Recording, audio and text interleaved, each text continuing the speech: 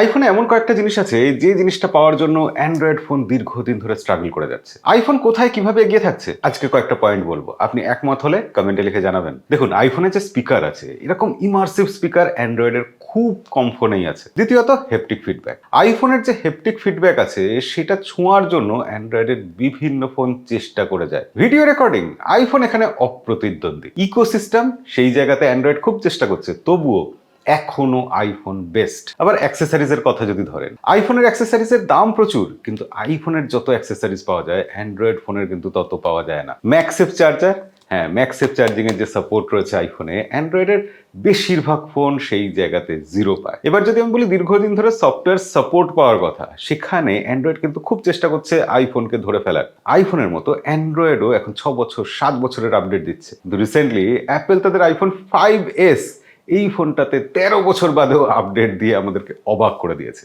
Pick performance, হ্যাঁ এটা নিয়ে বিতর্ক হবে, কিন্তু আইফোনের পিক পারফরমেন্স আইফোন ইউজাররা সবসময় মনে করেন সেরা। এছাড়া অ্যাপেলের লিকুইড গ্লাস যে থিমটা আছে সেটা সবাই নকল করার চেষ্টা করে। আইফোনের সাথে যে অ্যাপেল কেয়ার প্লাসের সাপোর্ট আছে না, সেটা আমাদের দেশে সেরা নয়, কিন্তু প্রথম বিশ্বের দেশগুলোতে সেটা যা সাপোর্ট দেয় তা অপ্রতিদ্বন্দ্বী। এছাড়া আরো বেশ কিছু জিনিস আছে যেখানে আইফোনে আমরা এমন কিছু পাই যা অ্যান্ড্রয়েড ফোনে পাই না। সেরকম কি কি আপনার জানা আছে? আপনার মনে কোন কোন পয়েন্ট আছে অবশ্যই লিখে জানাবেন। আর এই ভিডিওটা আপনার অ্যান্ড্রয়েড প্রেমী বন্ধুর সাথে শেয়ার করতে ভুলবেন না।